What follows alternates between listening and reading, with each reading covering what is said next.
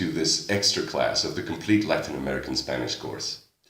In addition to the conversational classes, I wanted to add at least one reading class. Today, we'll be reading a descriptive text and having a close look at it. Most descriptive texts are written in the present, so you shouldn't have too many problems understanding them. Remember that the internet is a great source of reading materials, so do go on and look for more stuff. Think about newspaper articles, scientific texts, simple descriptions and presentations, tourist information, etc. In fact, that's what we'll be looking at today, an informative text about the country Ecuador. The title of our text for today is Ecuador, un paraíso sobre la tierra. Literally, Ecuador, a paradise over the earth. But we would much rather say in English, Ecuador, a paradise on earth. Let's read the text together. Ecuador es un país que se encuentra en el noroeste del continente suramericano. Tiene solo dos vecinos, Colombia en el norte y Perú en el sur, dos países mucho más grandes que Ecuador.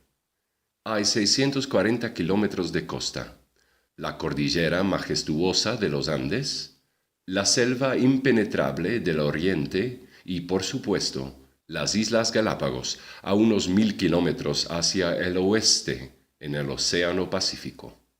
La capital de la República de Ecuador es Quito. Casi 2 millones de habitantes viven en esta ciudad. Es famosa por su arquitectura colonial, sus barrios, su arte y cultura. Sin embargo, Quito no es la ciudad más grande del país. En el sur de la costa ecuatoriana, Guayaquil es hogar de más de 3 millones de habitantes. Aparte de ser gigantesco, Guayaquil también tiene el puerto más importante del país. La tercera ciudad de Ecuador, con respecto al tamaño, es Cuenca, una ciudad hermosa, con muchos edificios coloniales y muchísima cultura. Pero la riqueza más grande que tiene Ecuador es su incomparable naturaleza. Los ecuatorianos disfrutan de una primavera eterna, porque el país se ubica sobre la línea ecuatorial. Debido a esas condiciones favorables, la agricultura es la industria más desarrollada, pero también el turismo. Puedes visitar Ecuador en cualquier momento del año para disfrutar de su clima tropical, subtropical, templado o de páramo. Tiene costa húmeda y costa seca. Tiene 120.000 kilómetros cuadrados de bosque lluvioso. Tiene los volcanes y las montañas de los Andes. Existen en total 14 grupos étnicos distintos, esparcidos por todo el país, cada uno con su propio idioma y sus costumbres. Y encima de todo eso, Ecuador tiene las Islas Galápagos, un mundo único y completamente exótico. Visitar Ecuador es sentir la pureza, es celebrar la diversidad, es vivir la abundancia. Ecuador es sin duda un paraíso sobre la tierra. We're not going to go into much detail with this text. I would just like to mention a few interesting things about it. When reading texts for study, always keep a stack of maiden flashcards at hand. When you come across an expression or a word you would like to add to your vocabulary, make a flashcard. We'll do this together with this text. Ecuador es un país que se encuentra en el noroeste del continente suramericano. The reflexive verb encontrarse means to be found or to be situated. Tiene solo dos vecinos, Colombia en el norte y Perú en el sur, dos países mucho más grandes que Ecuador. An important word here is solo. It means only. Ecuador has only 2 neighbors. Tiene solo dos vecinos. From the looks of it, the word solo doesn't need a tilde, and yet it has one. The reason for this is that the word solo, without tilde, also exists, and it means alone. It's a good idea to make a flashcard with both words on it. Also look at más grandes que Ecuador, meaning bigger than Ecuador. In Spanish, when using comparative adjectives, we always use the word más plus adjective to say that something is bigger, más grande, faster, más rápido, dirtier, más sucio, or more beautiful, más bonito. Since we're talking about countries in this case, países, we say más grandes with the S for the plural.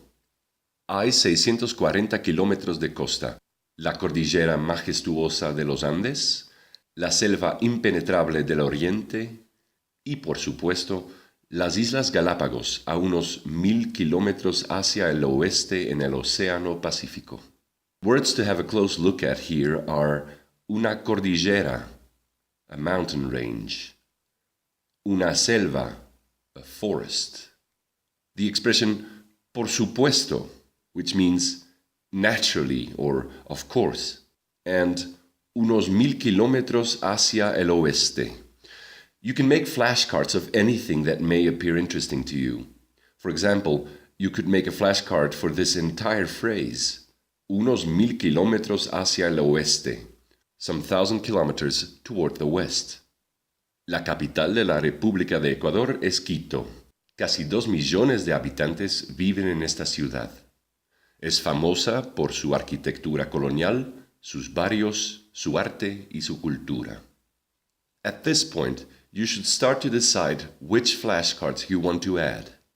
Make flashcards for all words you wouldn't have known in Spanish, like la capital, the capital city, un millón, and in the plural, millones, a million, millions, un habitante, an inhabitant, una ciudad, a city, un barrio, a neighborhood.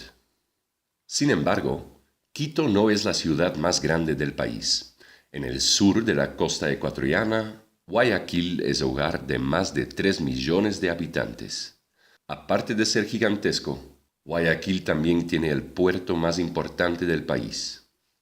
Sin embargo is definitely a nice expression to know. It means however. Other interesting words are un hogar, a home, gigantesco, huge or gigantic, and un puerto, a haven or port. La tercera ciudad de Ecuador con respecto al tamaño es Cuenca, una ciudad hermosa con muchos edificios coloniales y muchísima cultura. Let's start with the word tercero, meaning third. You probably already know how to count in Spanish, but you will also have to learn the so-called ordinal numbers. They are used to talk about order and succession. It may be a good idea to make a flashcard for the first 3 at least. First, second, and third become primero, segundo, and tercero in Spanish. Remember, however, that these words are adjectives and consequently change their endings according to what they refer to. In this case, la ciudad, the city, so tercera, feminine, la tercera ciudad, the third city. Here's another nice expression. Con respecto al tamaño. Let's make a flashcard for it. It means as far as size is concerned, or literally, with respect to the size. Knowing this expression will allow you to use it with other words like color, con respecto al color, weight, con respecto al peso, price, con respecto al precio, etc. The word un edificio means a building, and there is also a verb made of the same root. Edificar means to construct or to raise a building. And also muchísimo, here used in the feminine singular, muchísima cultura. You probably know the word mucho, which means a lot of.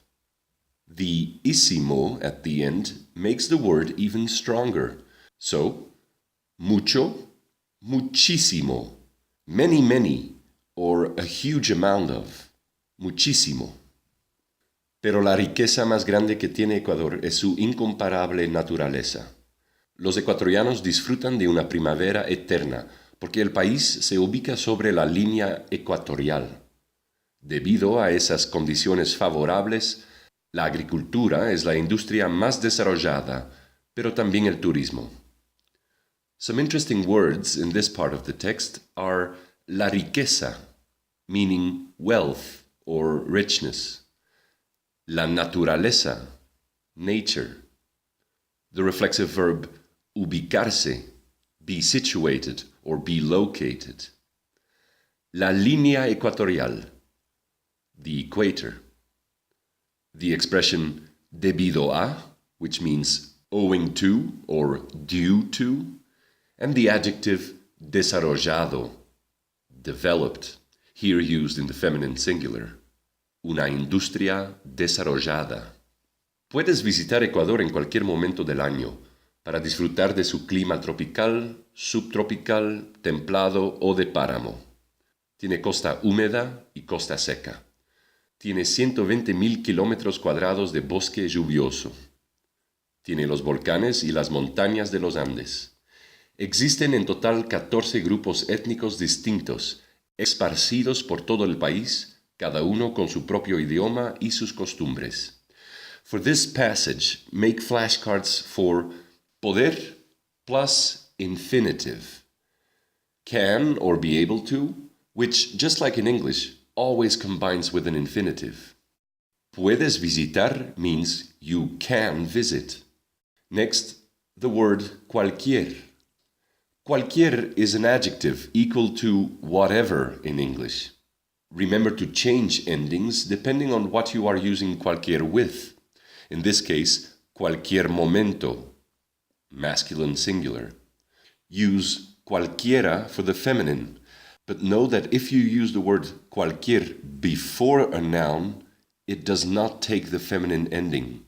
So, una persona, cualquiera, cualquier persona, without the feminine ending. Cualquier persona, whatever person, or better, whoever. The activity disfrutar de algo means to enjoy something. Notice that disfrutar takes the preposition de. So in Spanish we literally say enjoy of something. Disfrutar de algo.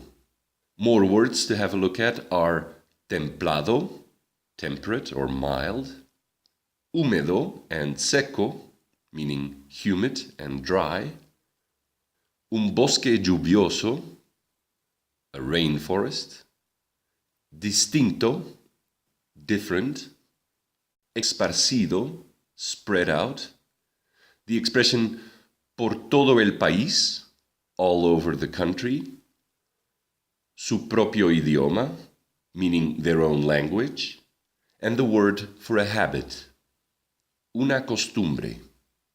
Y encima de todo eso, Ecuador tiene las Islas Galápagos, un mundo único y completamente exótico. Visitar Ecuador es sentir la pureza, es celebrar la diversidad, es vivir la abundancia. Ecuador es sin duda un paraíso sobre la tierra. We'll remember the expression encima de todo, on top of all. Also add to your vocabulary words like un mundo, a world, la pureza, purity, la diversidad, diversity, and la abundancia, abundance. Also look at the expression sin duda, without a doubt. And to finish, the title of this text, which is also a nice idiom to know. Un paraíso sobre la tierra, a paradise on earth. I hope you enjoyed surfing through this text together, and I hope you understand what to do when studying texts. Make flashcards for anything you want to learn. Don't forget to always use neutral forms when making flashcards.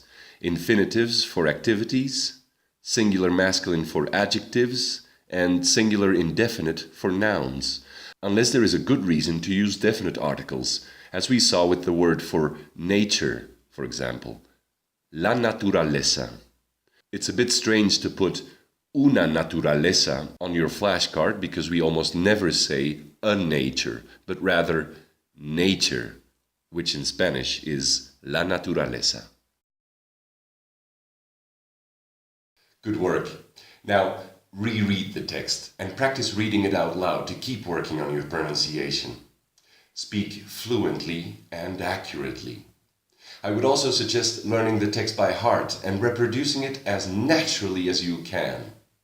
Keep at it.